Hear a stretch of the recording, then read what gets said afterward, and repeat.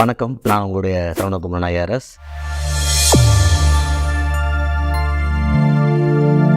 இந்த நார்த் இந்தியாவில் எஜுகேஷன் முக்கியத்துவம் இல்லை, அவங்க ஒரு மாதிரி ரிலீஜன் ரிலேட்டட் நினைக்கிறீங்க. கிடையாது, இந்த பார்வையே தப்பு. ஜேபி நாராயண் மூமெண்ட் நார்த் இந்தியாவில் ஆரம்பிச்சிருங்க. இந்திரா காந்தி மேலே ஒரு பவர்ஃபுல் லீடர் எடுத்து அந்த மூமெண்ட்டோட ஸ்டார்டிங் பாயிண்ட் குஜராத்தில் இருக்க ஒரு ஹாஸ்டல். இங்கே ரிசர்வேஷனுக்கு எதிராக நார்த் இந்தியாவில் வெடிச்ச குறைச்சி ஏன் சவுத் இந்தியாவில் வெடிக்குன்னா, இங்கே அந்த டாப் கம்யூனிட்டிஸ் 3% தான். இன்ஃபேக்ட் 97% கம்யூனிட்டி இங்கே ரிசர்வேஷன் இருக்குது. ஆனால் வேரீடு போட்டாங்க. தமிழ்நாட்டில் இருக்க நீட்டு போராட்டத்தை நான் முதல்ல அரசியலாக பார்க்குறேன். இந்த டைம் ஏன் இந்த மீட்டிங் ஒன்றுமே எடுக்கலைன்னா, திமுக கடும் தோல்வி செஞ்சுட்டு உட்காந்துருக்கு. அவங்க தான் நீட்டை எடுத்து போராடணும். அவங்களுக்கு இன்னைக்கு தெம்பில் ஒன்றும் இல்லை, அவங்க போராடுறதுக்கான அமைப்புலையும் இல்லை. சூசைடு மட்டும் ஃப்ரண்ட் பேஜில் போடுறது. மற்ற என்ட்ரன்ஸ் எக்ஸாம் சூசைட் பண்ணால் அது சூசைடு இல்லை. இது தேவையில்லாமல் அரசியலாக்கப்பட்டதை நான் பார்க்குறேன். நீங்கள் இந்த இன்டர்வியூ ஆரம்பிக்கும்போது சொன்னீங்க, குலாம் நபி ஆசாத்தும் காந்தி சிறுவனும் கொண்டு வந்தாங்க. அதை இங்கே இருக்க தமிழ் மீடியாவே ஒத்துக்காது. ஏன்னா நீட்டு நல்ல டிஜிபி கொண்டு வந்தது திமுக ஒரு வடிவமைப்பு. நம்ம ஒரு கன்ஃபியூஷன் இருக்கும். மெரிட் பேஸ்டாக காம்ப்ரிஹென்சிவ் எவாலுவேஷன். நீங்கள் மெரிட் பேஸ்னா 90,000 சீட்டுமே ரேங்க்ல போட்டுருக்காரு. அப்படி போட்டால் ப்ரைவேட் மெடிக்கல் காலேஜ் நடத்துறதுல சிரமம் வந்துடும். அவங்களுக்கு 195 எடுக்கிற பையன் கூட நீங்கள் 75 மார்க் எடுத்த படித்த பையன் அதே எலக்ட்ரானிக்ஸ் அண்ட் கம்யூனிகேஷன் படிச்சு எந்த வேலைக்கும் போக முடியும். இவனால போய் ஒரு பெரிய கம்பெனியில் வேலைக்கும் போக முடியாது, கேம்பஸில் அவுட் ஆவான். அதுக்கப்புறம் இவனால் ஒரு இன்ஜினியரிங் முடிச்சுட்டு ஒரு ஆனரி வேலையும் பார்க்க முடியாது. ஏன் எல்லாத்தையும் ஆம்பளை பிள்ளை பற்றி அலோவ் பண்ணக்கூடாது? அவங்க கனவு சார், அது அவர் ஆம்பளை பையன் பற்றி கனவு வச்சிருக்காரு. ஏன் கவர்மெண்ட்டுக்கு அகேன்ஸ்டாக இருக்குது அந்த கனவுக்கு?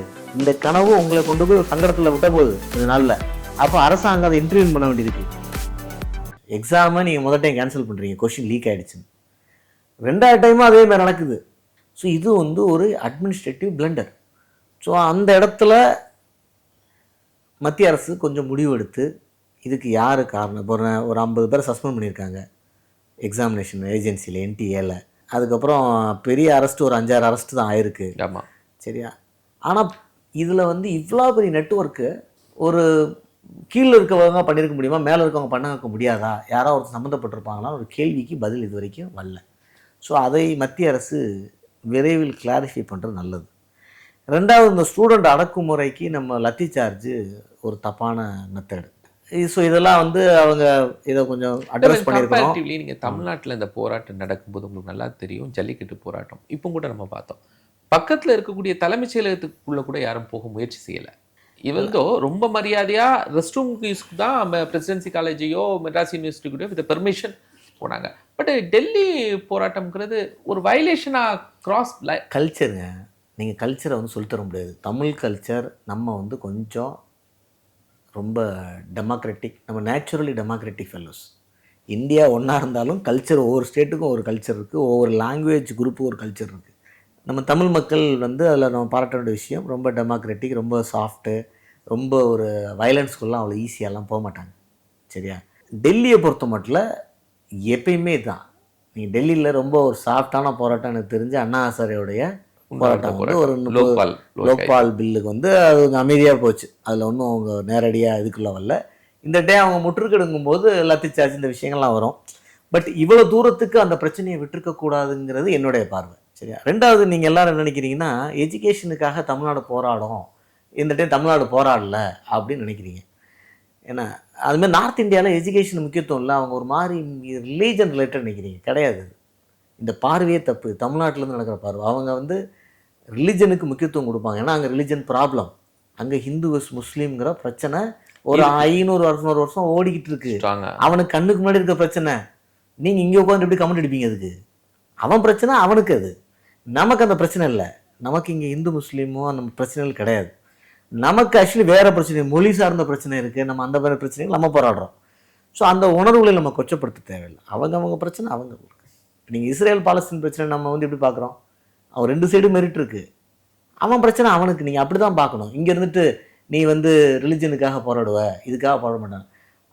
இன்ஃபேக்ட் எஜுகேஷனல் மூமெண்ட்டில் எல்லா பெரிய மூமெண்ட்டும் நார்த் இந்தியாவில் நடந்திருக்கு.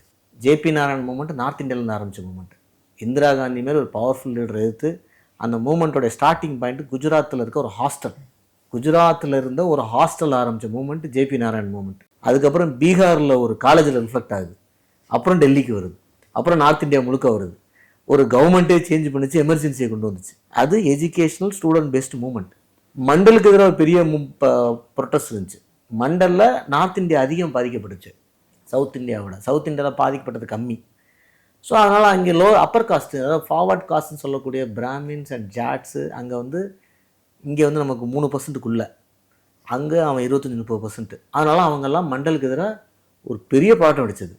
இங்கே ரிசர்வேஷனுக்கு எதிராக நார்த் இந்தியாவில் வெடித்த போராட்டம் ஏன் சவுத் இந்தியாவில் வெடிக்கலைன்னா, இங்கே அந்த டாப் கம்யூனிட்டிஸ் 3% தான். இன்ஃபேக்ட் 97% கம்யூனிட்டி இங்கே ரிசர்வேஷனில் இருக்குது. ஆனால் வேரீடு கோட்டால் அதில் அரசியல் இருக்குது. அதுக்குள்ளே அடுத்த ஒரு டைம் பேசுவோம். ஸோ நார்த் இந்தியாவில் வந்து போராட்டம் இல்லை எஜுகேஷன். இன்ஃபேக்ட் அவங்க எஜுகேஷனுக்கு அதிகமாக போராடிருக்காங்க நம்மளோட. நம்ம நீட்டு போராட்டம், தமிழ்நாட்டில் இருக்க நீட்டு போராட்டத்தை நான் முதல்ல அரசியலாக பார்க்குறேன்.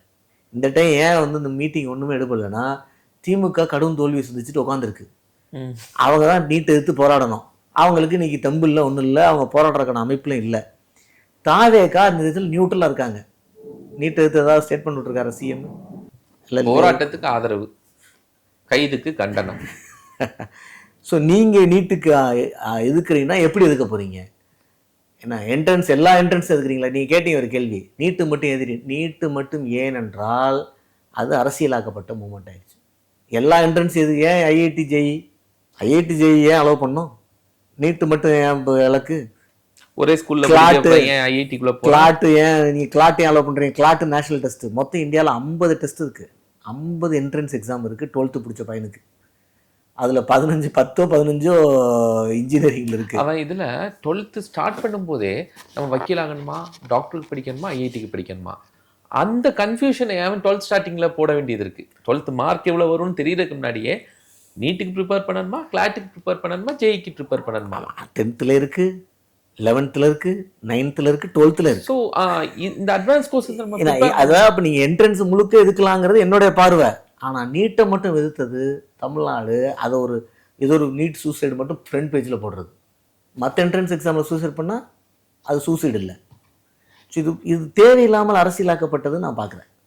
நீட்டு நீங்கள் ஒரு கொள்கையை வந்து அது ஏன்னா நீட்டுங்க வந்து பிஜேபி திணித்தது.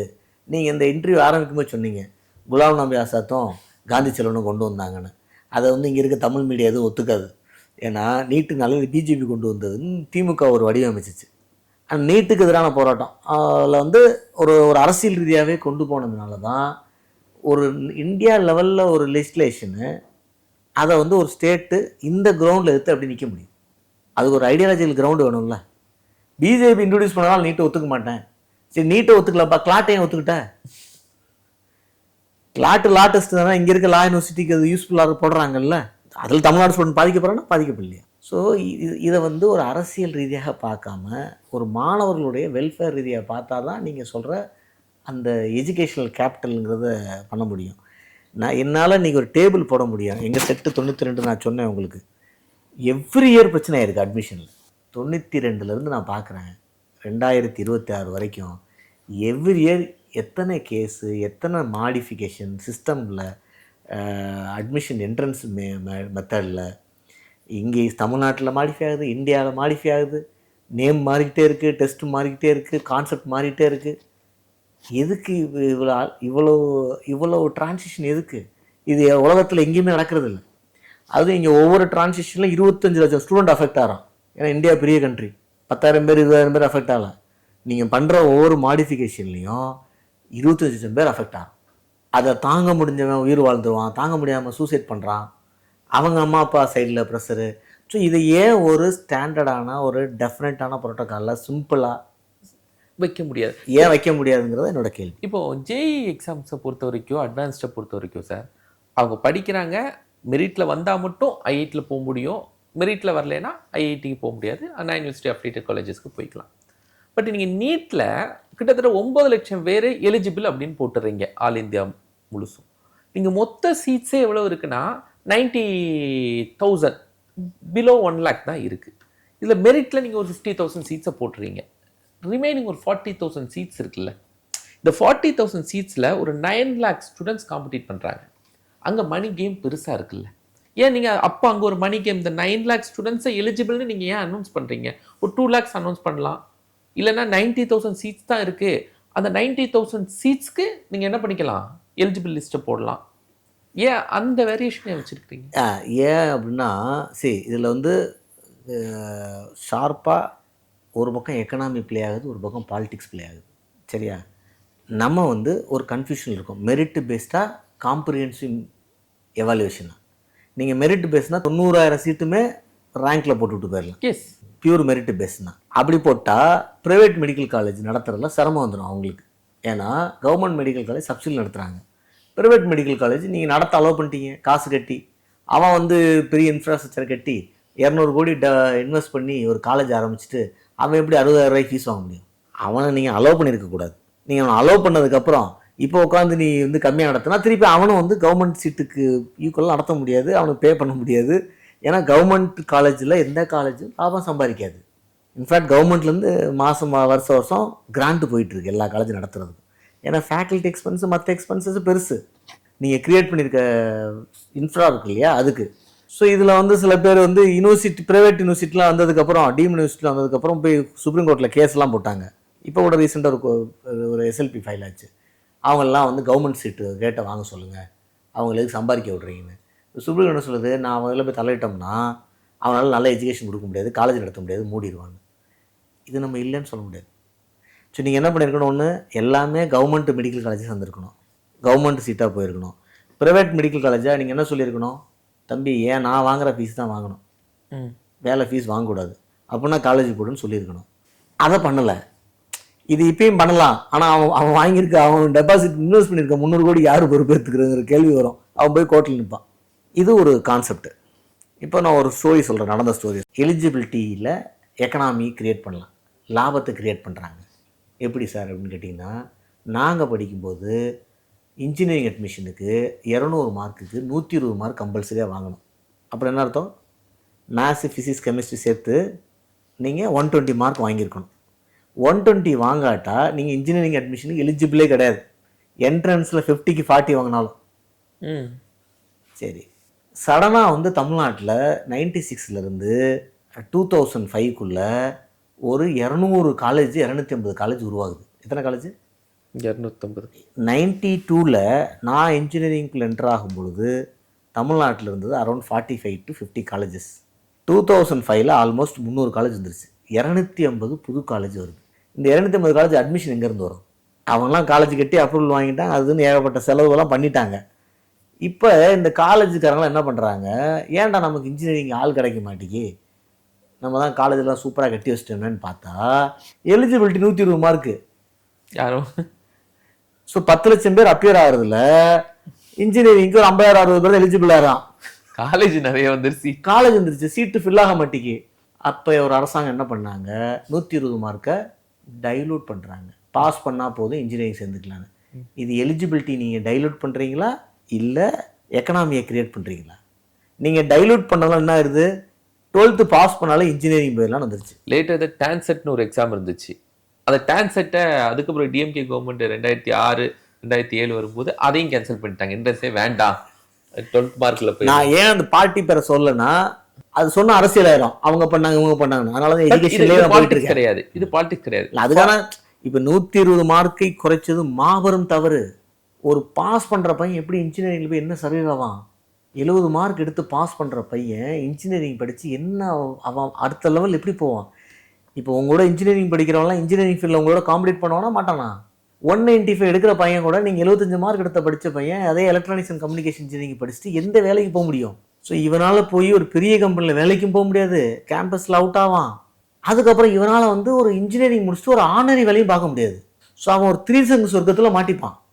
ஒரு பக்கம் இன்ஜினியரு, ஒரு பக்கம் வேலை இல்லை. ஏன்னா மார்க்கெட் அவ்வளோ வேலையை உருவாக்க முடியாது. எங்கே இருக்குது அவ்வளோ வேலை? தமிழ்நாடு கொஞ்சம் தப்பிச்சது காரணம் நிறைய பேர் ஃபாரின் போனதுனால.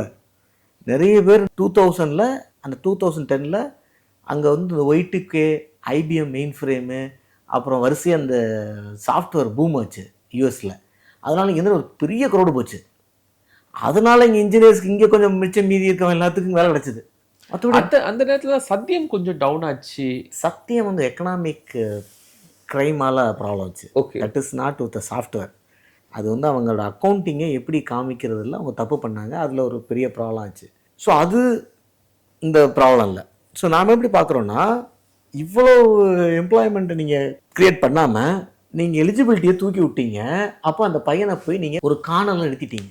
எனக்கு தெரியும் இந்த மாதிரி அவனுக்கு பாவம் இன்ஜினியரிங் அப்பட்டேட்டே இருக்காது, அவனுக்கு மேத்ஸே பெருசாக வராது, அவனே கஷ்டப்பட்டு 70 மார்க் வாங்கியிருக்கான். மேத்ஸில் 200க்கு அவனை போய் நீங்கள் இன்ஜினியரிங் படிக்க வச்சு ஃபோர்ஸ் பண்ணி அவனுக்கு நல்ல ஒரு வேறு ஒரு ஃபீல்டில் அவன் ஜெயிச்சிருப்பான். வேறு ஏதோ ஃபீல்டில் லாலையோ இல்லை ஒரு வேறு ஃபீல்டு ஜெயிச்சிருப்பான். இன்றைக்கி எத்தனை பேர் இன்ஜினியரிங் முடிச்சுட்டு லா டிகிரி படிக்கிறது? அதில் எனக்கும் தெரிஞ்ச ஒரு கதையை நான் ஒரு ஆட் பண்ணிக்கிறேன் சார்.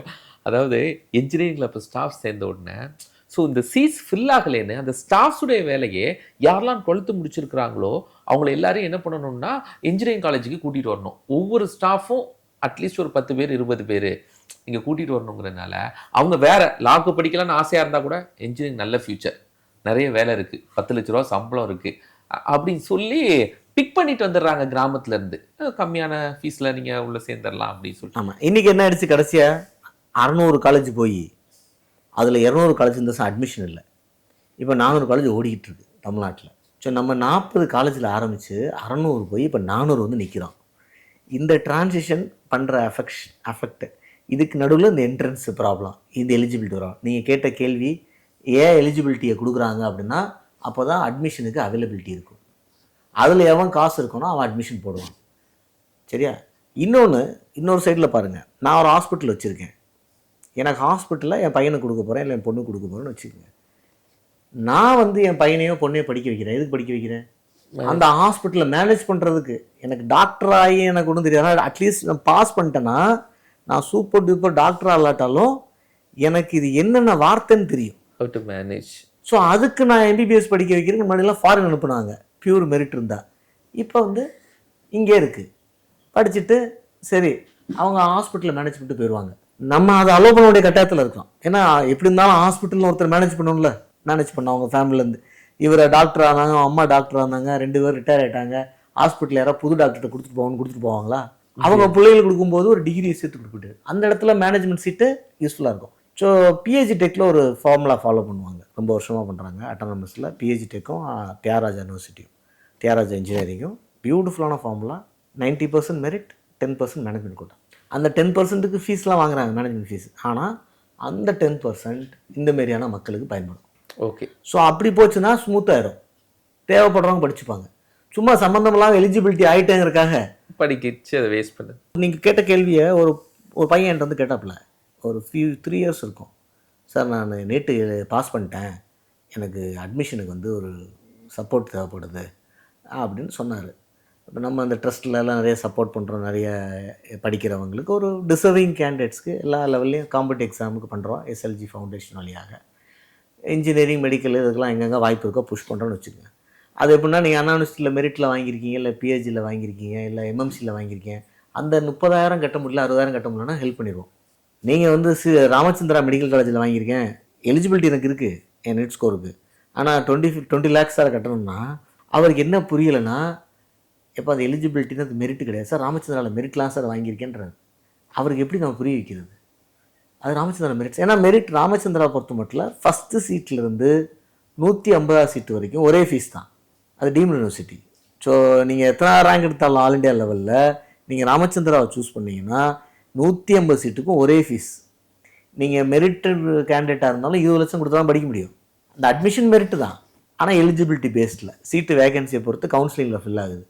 அப்போ அவர் கவுன்சிலிங்கில் ஒரு 480 மார்க் 500 மார்க் எடுத்திருக்காரு. 500 மார்க் வச்சு ராமச்சந்திராவில் சீட்டு வாங்கிட்டு எனக்கு ஹெல்ப் பண்ணுங்கள் சார், நான் அட்மிஷன் வாங்கிட்டேன் அப்படின்றது. எப்போ அப்படி அர்த்தம் இல்லைப்பா. அதுக்கு நீ எம்எம்சியில் வாங்கியிருந்தா ஹெல்ப் பண்ணுவாங்க. ராமச்சந்திரன் 20 லட்ச ரூபா கொடுத்து அவன் பையன் பொண்ணை படிக்க வைக்கிறதுக்கே 4 நாள் யோசிப்பானுங்க. எந்த ட்ரஸ்ட்டுப்பா நம்ம கொடுக்க மாட்டாங்க அப்படிலாம் அப்படின்னு நம்ம அவர் புரிய வைக்கின்றது. ஏன்னா அவருக்கு அது மெரிட் தானேன்னு ஒரு குழப்பம் இருக்குது. நான் மேனேஜ்மெண்ட் சீட் வாங்கல சார், கவுன்சிலிங்கில் தான் வாங்கியிருக்கேன்றார். ஸோ இது எலிஜிபிலிட்டி கிரியேட் பண்ணுற கன்ஃபியூஷன். அதில் வந்து நீங்கள் நீட்லேயும் அது சம்டைம்ஸ் பிஜி நீட்லலாம் ஐ திங்க் யூஜி நீட்டை 0லாம் போகுது eligibility. PG NEET I think PG NEET 0லாம் போகுது. அது போன வருஷம் 0 கொண்டு வந்துட்டாங்க. ஆமாம், ஏன்னா நெகட்டிவ் மார்க் வந்ததுனால 0 போகுது. ஆமாம் 0. ஸோ அது அடுத்த ஒரு கன்ஃபியூஷனு. இன்னும் 0 மார்க் ஆன எலிஜிபிலிட்டி தான், அப்போ எக்ஸாம் எழுதுனால ரைட்டு தானே அப்படின்னு. அதோட எதுக்கு? ஸோ இத்தனை கன்ஃபியூஷன் நமக்கு தேவையில்லை. 50 எக்ஸாம் 12வது படிக்கிற இளைஞனுக்கு தேவையில்லை. அவன் வாழ்க்கையை கஷ்டப்படுத்தி நம்ம சாதிக்கிறதும் ஒன்றும் இல்லை. So 12th mark plus entrance, சரியா? நல்ல யூனிவர்சிட்டிஸில் மெரிட்டு ப்ளஸ் மேனேஜ்மெண்ட் கோட்டா 2ஆக பிரித்து, ஏன்னா அவனை ரன் பண்ண அலோவ் பண்ண வேண்டியதுக்கு நீங்கள் க்ரியேட் பண்ணிட்டீங்க. இதெல்லாம் பண்ணால் தான் அதையும் ஒரு ஸ்டாண்டர்ட் பாலிசியாக ஒன்று பண்ணிங்கன்னா ஒரு 10 வருஷமாக வச்சுருங்க. எவ்ரி இயர் மாத்திரம் என்ன பண்ணுறது? ஸோ இதெல்லாம் வந்து மாணவர்களுடைய வாழ்க்கையை கஷ்டப்படுத்து, ப்ளஸ் அந்த பீரியடில் ஸ்ட்ரெஸ்ஸில் கொண்டு போய் கொடுக்குது. அதோட இன்கன்வீனியன்ஸை தான் இன்றைக்கி நம்ம போராட்டமாக டெல்லியில் பார்க்குறோம். ஒரே ஒரு விஷயம் கேட்டிருக்கேன் சார். இதெல்லாம் ஏன் என்ட்ரன்ஸ் எல்லாம் வைக்கலை அப்படிங்கிறதுக்கு சொன்ன பதிலை மட்டும் நான் ஒரு கேள்வியாக வச்சிடறேன். எல்லாரும் படிக்கட்டும், வேலைங்கிறது ரெண்டாவது நம்ம பார்த்துக்கலாம். முதல்ல எல்லாரும் இன்ஜினியரிங் படிக்கட்டும், எல்லாரும் டாக்டர் படிக்கட்டும். அதுக்காகத்தான் நாங்கள் என்ட்ரன்ஸ் வைக்கலை, என்ட்ரன்ஸ் வேண்டாங்கிறோம். அதில் ரெஸ்ட்ரிக்ஷன் போட்டு அந்த கனவை அடையாமல், நான் படிச்சிருந்தா ஆயிருப்பேன், நம்ம படிக்க முடியலையே, அதுக்கு ஒரு தடையாக இது வந்துடுச்சே. அதாவது யூஎஸில் ஒரு பாலிசி இருக்குங்க. அண்டர் கிராஜுவேஷன் ஸ்காலர்ஷிப் கிடையாது. பிஜிக்கு எல்லா யூனிவர்சிட்டிலையும் ஸ்காலர்ஷிப் கொடுக்குறாங்க. நீங்கள் ஜிஆர்இ எழுதி பாஸ் பண்ணி போனீங்கன்னா, ஜிமெயில் எழுதினா பிஜிக்கு, அதுலேயும் இன்ஜினியரிங் ரிசர்ச் ஸ்காலர்ஷிப் ஜாஸ்தி, மெடிக்கல் ரிசர்ச்சுக்கு ஸ்காலர்ஷிப் ஜாஸ்தி, எம்பிஏக்கு கிடையாது. ஸோ என்ன அர்த்தம் அப்படின்னா, நீங்கள் ஸ்கூலோட எக்ஸ்பென்சஸ்ஸு அரசாங்கம் முழுமையாக பார்த்துக்கணும். ஸ்கூலோட எக்ஸ்பென்சஸ் அதுதான் ஒரு நல்ல ஆட்சிக்கு அழகு. UG under graduate MBBS engineering எல்லாமே அஃபோர்டபுளாக கொடுக்கணும் சொசைட்டிக்கு. ஆனால் நம்ம எல்லாத்துக்கும் ஆசை இருக்கும், நம்ம பையன் வந்து ஐஐடியில் படிக்கணும். எப்படி கவர்மெண்ட்டால் ஒரு ஃபெசிலிட்டி க்ரியேட் பண்ண முடியும்? ஸோ இன்னொன்று, நீங்கள் ஒரு இன்ஜினியரிங்கில் இந்த ஹைரார்க்கி எப்படி அவாய்ட் பண்ணுவீங்க? ஐஐடிக்கும் அண்ணா யூனிவர்சிட்டிக்கும் பிஹெச்டிக்கும் என்ஐடிக்கும் தியாகராஜாவுக்கும் 600 காலேஜ் இருக்கிற இன்ஜினியரிங் காலேஜுக்கும் ஹைரார்க்கி உண்டு. நீங்கள் அதை எப்படி அவாய்ட் பண்ணுவீங்க? ஸோ எல்லா மாணவர்களும் இன்ஜினியரிங் படிக்கணும்னா எங்கே வந்து உட்காந்து படிச்சிடலாம். ஆனால் அவங்க எல்லாருமே அந்த ஹைரார்க்கியில் மேலே வர ட்ரை பண்ணுவாங்க. எத்தனை பேர்த்துக்கு சீட்டு தர முடியும்? ஸோ ஒரு சொசைட்டியோட பர்பஸ் வந்து அந்த மாணவனோட கனவை நிறைவேற்றுறதுங்கிறதுக்காக நீங்கள் ஒரு சம்மந்தமில்லாத ஒரு சிஸ்டத்தை கிரியேட் பண்ணிட்டீங்கன்னா, அந்த கனவு போய் ஒரு இடத்துல பிரேக் அடித்து நின்றுடும். இன்ஜினியரிங் முடிச்சப்போ நான் சொன்ன மாதிரி தான், அவன் போய் எப்படி ஒரு போஸ்ட் மாஸ்டர் வேலைக்கு போக முடியும்? எனக்கு தெரியும் ஒரு பையன் இன்ஜினியரிங் முடிச்சுட்டு போஸ்ட் மாஸ்டர் வேலை பார்த்துட்ருக்கான் அவங்க வில்லேஜில். என்ன ஹாப்பியாக இருப்பான்னு சொல்லுங்கள்? அப்போ இவன் இன்ஜினியரிங் படித்து சந்தோஷப்படுவானா, இல்லை போஸ்ட் மாஸ்டர் நினச்சது வருத்தப்படுவானா? ஸோ ஒரு சொசைட்டியோடைய கடமை என்னென்னா, வர்ற இளைஞர்களை யாருக்கு என்ன திறமை இருக்குதுன்னு பார்த்து அவனை ஃபில்டர் பண்ணி அவனை அந்தந்த ஃபீல்ட் ஆஃப் டொமைனில் போய் வைக்கணும். அதில் போய் எந்தெந்த காலேஜில் வந்து ஹைரார்க்கியில் ஒரு மெரிட்டில் கொண்டு வந்து வைக்கணும். இதை எந்த சொசைட்டி ஒழுங்காக பண்ணுதோ அந்த சொசைட்டி தான் சர்வே ஆகும். நிச்சயமாக சார். சார் எல்லாரும் மெடிக்கலுக்கு நீங்கள் சொல்கிறது எப்படின்னா, சார் எல்லோரும் ஆம்பளை பிள்ளை பத்துக்கு ஆசைப்பட்றாங்க சார், ஏன் எல்லாத்தையும் ஆம்பளை பிள்ளை பத்துக்கு அலோவ் பண்ணக்கூடாது? அவங்க கனவு சார், அது அவர் ஆம்பளை பையன் பத்துக்குன்னு கனவு வச்சுருக்காரு. நீங்கள் ஏன் நீங்கள் வந்து இந்த ஃபோய்டர் ஸ்கேன்லாம் வச்சுருக்கீங்க? எதுக்கு வைக்கணும்? எல்லாத்தையும் அலோவ் பண்ணுங்கள். எல்லோரும் ஸ்கேனில் பார்த்துட்டு பொன் குழந்தை இருந்தால் அழிச்சிருட்டோம். எல்லோரும் கனவு இருக்குல்ல ஆண் குழந்தை பெற்றுக்கிறேன்னு, அந்த கனவு அலோவ் பண்ணுங்கள். ஏன் பண்ண முடியல உங்களால்? ஏன் கவர்மெண்ட்டுக்கு அகென்ஸ்டாக இருக்குது அந்த கனவுக்கு? எந்த கனவு நிலையாக நிற்குமோ, சமுதாயத்தை நிலையாக நிற்குமோ அந்த கனவு தான் நிற்க முடியும். இந்த கனவு உங்களை கொண்டு போய் ஒரு சங்கடத்தில் விட்ட போகுது கொஞ்சம் நாளில். அப்போ அரசாங்கம் அதை இன்டர்வியூன் பண்ண வேண்டியிருக்கு. அரசாங்கம் நீ உனக்கு எல்லாருக்கும் ஆம்பளை பிள்ளை பற்றின கனவு இருக்குது, நம்ம அதுக்கு எதிராக இருக்க ஆளுங்க இருந்தாலும் சொல்லிடுற இந்த இடத்துல. அப்போ அந்த கனவு தப்பா ரைட்டா? அது தப்பு. அது சமுதாய தப்பு, சமுதாய சீர்கேடில் ஒன்று. நம்ம இந்திய சமுதாயம், குறிப்பாக தமிழ் சமுதாயத்தோட சீர்கேடில் அது ஒன்று. அதில் ஒன்றும் மாற்றுக்கிறது இல்லை.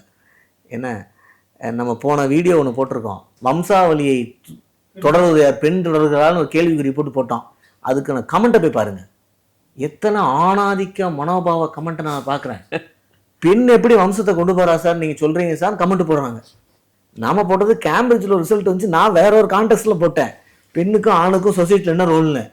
இங்கே இது வந்து அந்த ஆணாதிக்க மனப்பான்மை. ஸோ நீங்கள் அந்தமாரி கனவை, இந்தமாரி நிறைய தவறான கனவுகள் நிறைவேற்றுறோன்னு சொல்லி சமுதாயத்தில் ஏகப்பட்ட பஞ்சாயத்து ஓடிக்கிட்டு இருக்கு. அதனோட விளைவை யார் அனுபவிப்பானா? திருப்பி சமுதாயம் தான் அனுபவிக்கும். இன்ஃபேக்ட் அந்த கனவை ஆசைப்பட்டவங்க அதிகமாக அனுபவிப்பாங்க. இதை தடுக்க வேண்டிய இடத்துல சமுதாயமும் அரசாங்கமும் இருக்கணும். அது இருந்தால் தான் சர்வே ஆகும். நிறைய உண்மையாகவே நீட் அந்த என்ட்ரன்ஸ் அந்த ஃபார்முலா அப்படிங்கிறது ஒரு பெரிய இடியாப்பசிக்கல் மாதிரியான ஒரு விஷயந்தான். ரொம்ப தெளிவாக இருந்துச்சு. நம்ம வீடியோ பார்க்கக்கூடியவங்களுக்கு இது குறித்து ஒரு பரந்துபட்ட பார்வை. இன்னொன்று, இந்த போராட்டத்தில் ஈடுபட்டிருக்கக்கூடிய மாணவர்களுக்கே ஒரு ஐ ஓப்பனராக இந்த இன்டர்வியூ கண்டிப்பாக இருக்கும் அப்படிங்கிற நம்பிக்கை இருக்குது சார். நன்றி நன்றி, உங்களுடைய கேள்விக்கு வாழ்க. நன்றி நேயர்களே, மற்றும் ஒரு நிகழ்ச்சியில் சந்திக்கலாம். நன்றி.